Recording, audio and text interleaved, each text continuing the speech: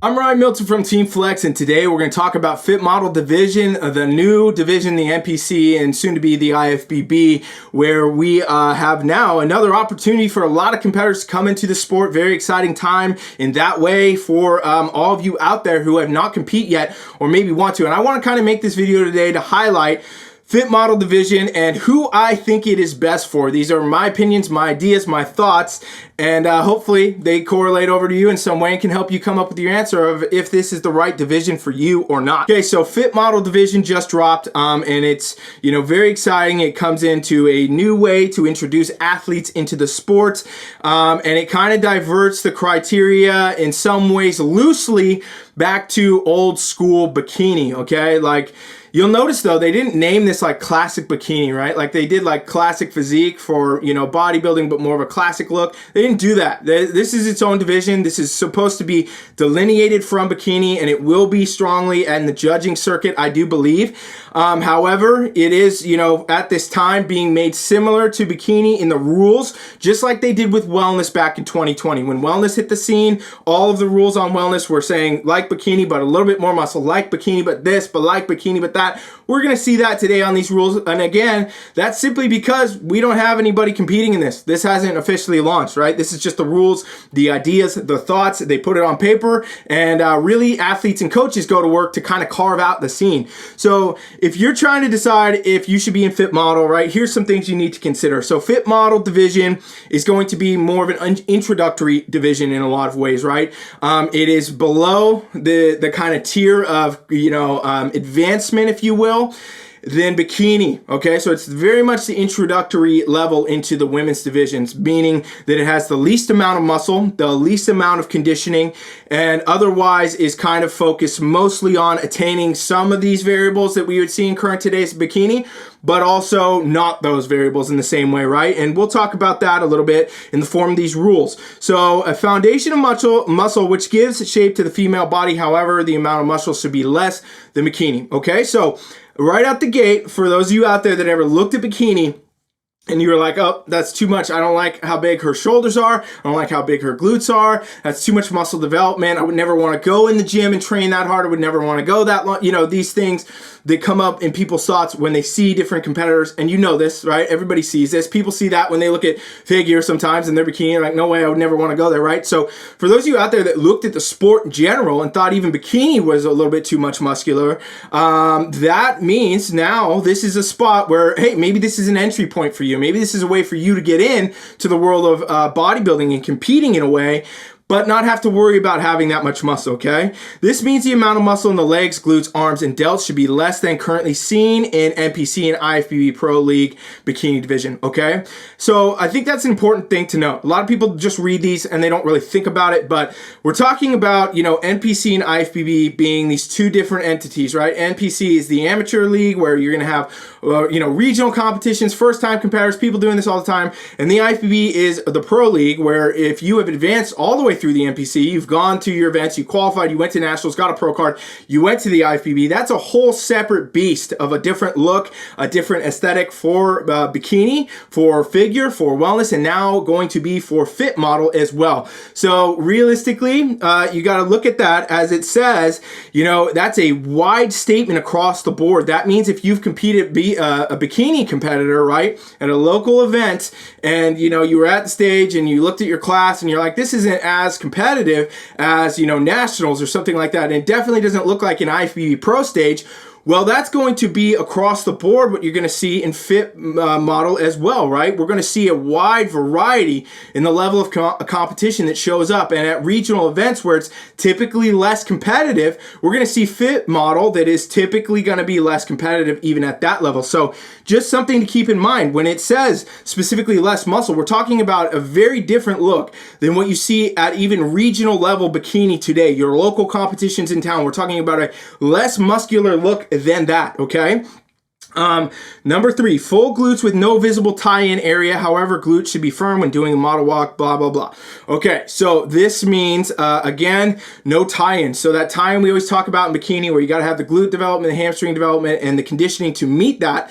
that is not going to be a factor. In fact, it's a specific rule that you cannot have a visible tie-in. So this means if you are a bikini competitor that even has an inkling of one, and you decide you want to go do fit model, what's going to happen is you're going to score down for that actually, right? If you have a tie-in. So you have to actually make sure you probably would lose some muscle in your glutes, lose some muscle in your hamstrings, and then kind of soften your conditioning overall to not have that development when you get to stage. So again, this screams to me, this is an introductory division. This is an introductory place for people to come in, for women to come in that otherwise we're like, no way, I would never want to get a tie-in. That's too much. I don't want to even get that. I don't want to get to that point.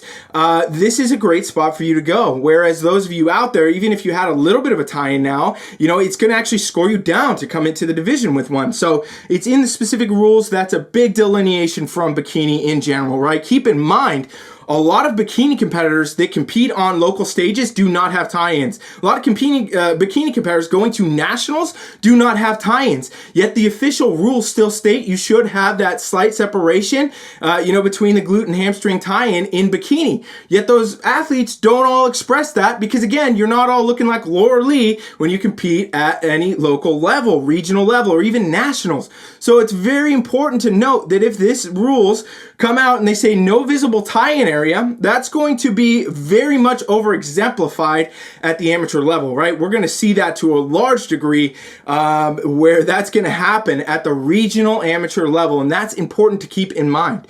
Okay, small amount of roundness to the delts, but no capped delts. So this means just a little bit of upper body, whereas bikini right now, you do need to see some fullness, some roundness.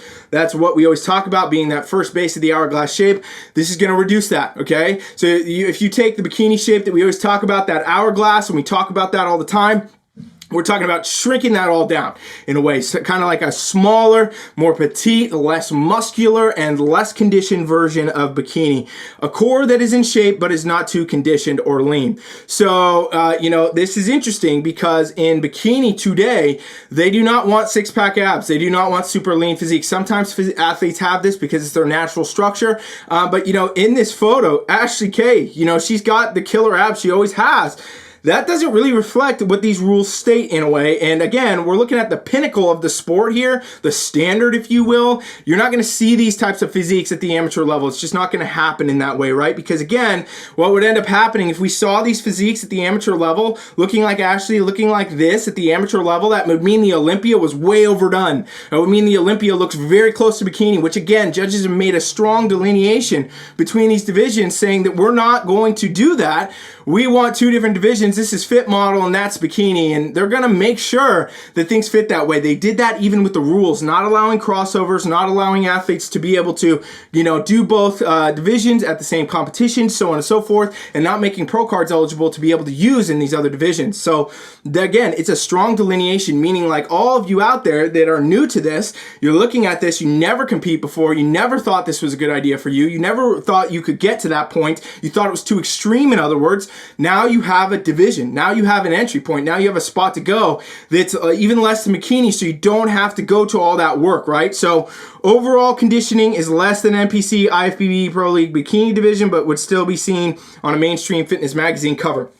Okay, so that's, again, just indicating not as lean, not as conditioned, but even bikini today is not overly lean, it's not over conditioned. So we're going to see much softer than what we see in current today's bikini as well on these stages. Again, especially at the amateur and regional levels, we will see that all across the board. And I think that it's, again, kind of just goofing with people's heads a bit, but this is going to be a division that, in my opinion, the best, those of you out there watching, this is going to be for you if you have never competed because you thought bikini was a little bit too extreme, a little bit too hardcore, didn't want to get that look, wouldn't even like that look if you attained it, and or didn't have, the time or the want to have to prep for as long or go to the gym as much or diet as hard, so on and so forth, right? Like these rules, literally, as a prep coach, I can tell you, state that those things would be true. You would be able to lift less, you would be able to do less cardio, and you would be able to diet less hard, and you could do fit model versus what you would have to do in bikini. I mean, that's a given based on the fact that it's less muscle, it's less conditioning,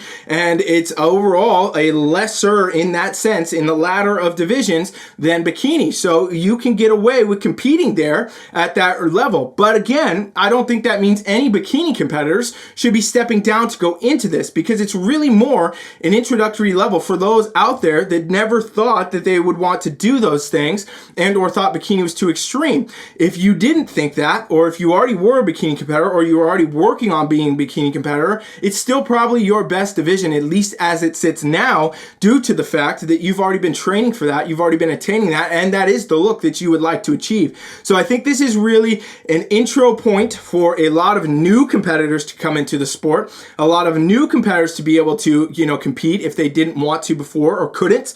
And now they'll have a place where they can do that, and they don't have to push to those extremes. They don't have to push to those limits. They don't have to do as much, period, to achieve that look. And that's really what it's become, in my opinion. I don't really think this is a great division for anybody who's in bikini to step down. If you're looking at these pictures, Ashley, can you kind of look like that? I think I could get to that, whatever. Keep in mind, that's supposed to be the standard. That's supposed to be the top in the world. At the regional level, we're going to see significantly less than this. Whenever you compete locally, you don't show up and everybody looks like Laura Lee. And when you compete locally, you don't show up and everybody looks like Issa. So again, if this is our standard, this is our look, Ashley K's 2015 Olympia photos, you better believe we're going to see significantly less than that across the board at other competitions. Okay, so exciting time, no doubt, very exciting for the new division to be in. I want to know, are you watching and going to get into this? Are you watching and you're like, I love this, I want to step my toes in this, maybe I'll go to bikini later? Are you watching and you hate the idea of this, right? Because I've seen a lot of mixed comments,